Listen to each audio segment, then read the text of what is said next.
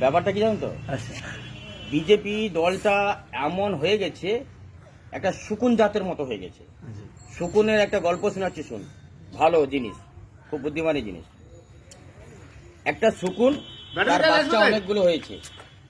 তার সেই বাচ্চা শকুনটা বলছে, বাবা আমি আজকের খুব ইচ্ছা লাগছে মানুষের মাংস খাওয়ার জন্য।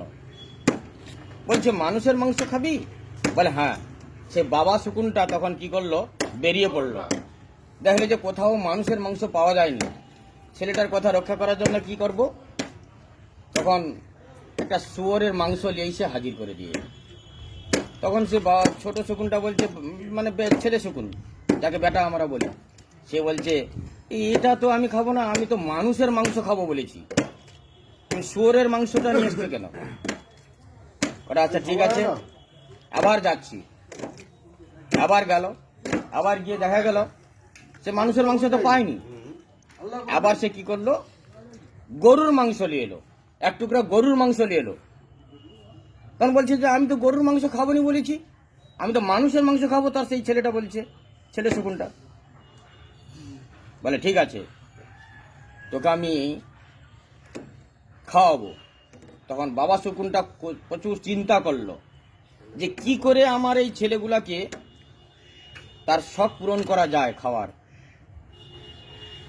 কিভাবে না, ওই দুটো টুকরা নিয়ে চলে গেল শকুন, মুখে করে নিয়ে। গরু মাংসের টুকরাটা মন্দিরের সামনে ফেলে দিল, আর শুয়োরের মাংসের গোস্তটা সেটা মসজিদের সামনে ফেলে দিল। ফেলে দিয়ে চলে আসছে। তখন বলছে যে আরে বাবা, মানুষের মাংস টুকরা নিয়ে আসনি, আমি যে খাবো। বলে কিছুক্ষণ পরে খাবি, কিছুক্ষণ পরে খাবি, একটুকু অপেক্ষা কর, এত খাবি যে শেষ করতে পারবি নি। বলে কি ব্যাপার? বলে চল আমার সাথে। সবকে দঙ্গল নিয়ে গেছে, সব শকুনকে নিয়ে গেছে। গিয়ে দেখে, কিছুক্ষণ পরে গেছে, গিয়ে দেখে হিন্দু মুসলমানের দাঙ্গাতে মানুষ মরে একদম শেষ হয়ে গেছে। তখন বলছে ছেলেদেরকে বলছে তোরা আবার কত খাবি, খা। বিজেপিটা সেম এইরকম।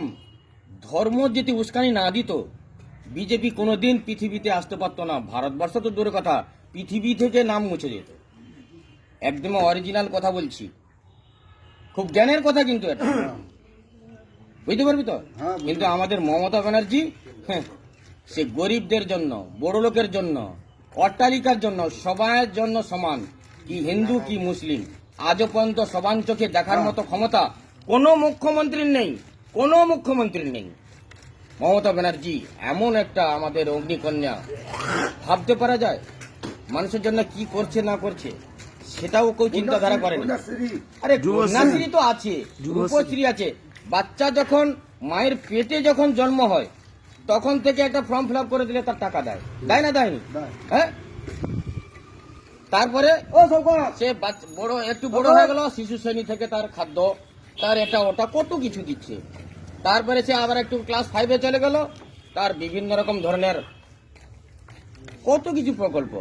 তারপরে সে বড় হলো, তারপরে তার সে বিয়ে হবার সময়, বিয়ে থেকে শুরু করে তার শেষ পর্যন্ত মৃত্যু যে হবে, হ্যাঁ, সেই সমব্যথী, যেটা কি বলে, সমব্যথী বলে তো, হ্যাঁ, সেই সমব্যথী প্রকল্প চিন্তা করতে পারবে।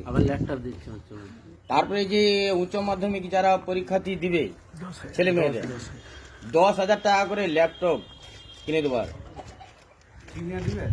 10,000 টাকা করে আমি প্রচার করলাম তো, রাজামচক স্কুলের প্রচার করলাম, রাজামচক স্কুলের প্রচার করলাম। 10,000 টাকা করে দিবে, সবার অ্যাকাউন্ট জমা দেওয়ার জন্য আবেদন করছি তো, আমি তো নিজে প্রচার করছি। তাহলে আপনি তৃণমূলের কি কি ভালো চোখে দেখছেন সেগুলো একটু যদি জানান আমাদেরকে। ভালো চোখে আমি দেখি না, সারা পৃথিবীর মানুষ দেখছে। তবে তো আমাদের মুখ্যমন্ত্রী মমতা বন্দ্যোপাধ্যায়কে 4টা অ্যাড মিলেছে। আবার 2021-এ কি 2021-এ তো আরামসে।